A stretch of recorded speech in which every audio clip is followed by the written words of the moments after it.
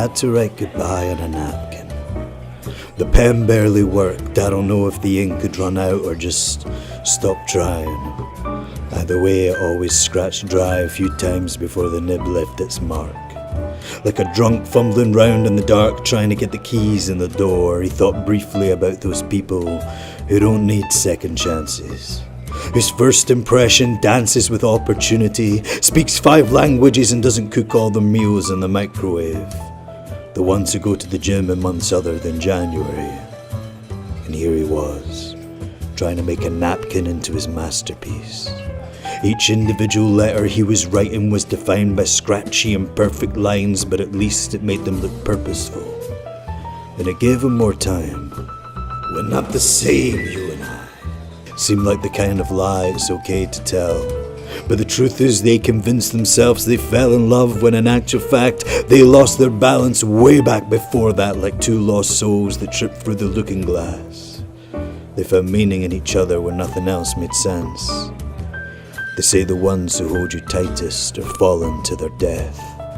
The truth is I'll let you down again. And you don't know it yet, but you will when you read this, and I guess I'm just too weak to change.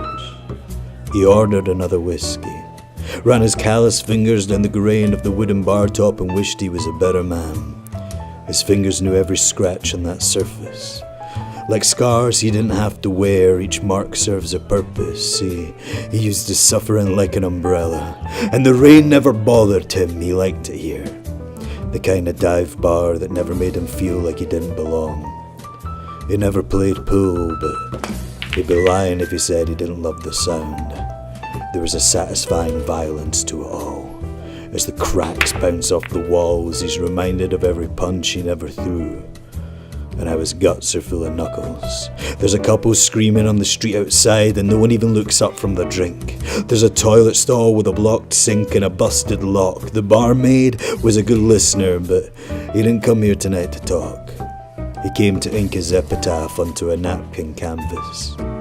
Only so long you can stand this feeling of having the one thing you want most and never being able to enjoy it. 'Cause deep down you know, you don't deserve it.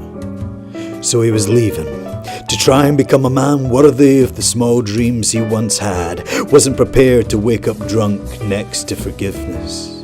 Never knew she'd be so beautiful, but he didn't deserve this.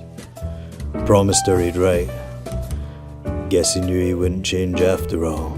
And wherever he ends up, there's always napkins at the bar.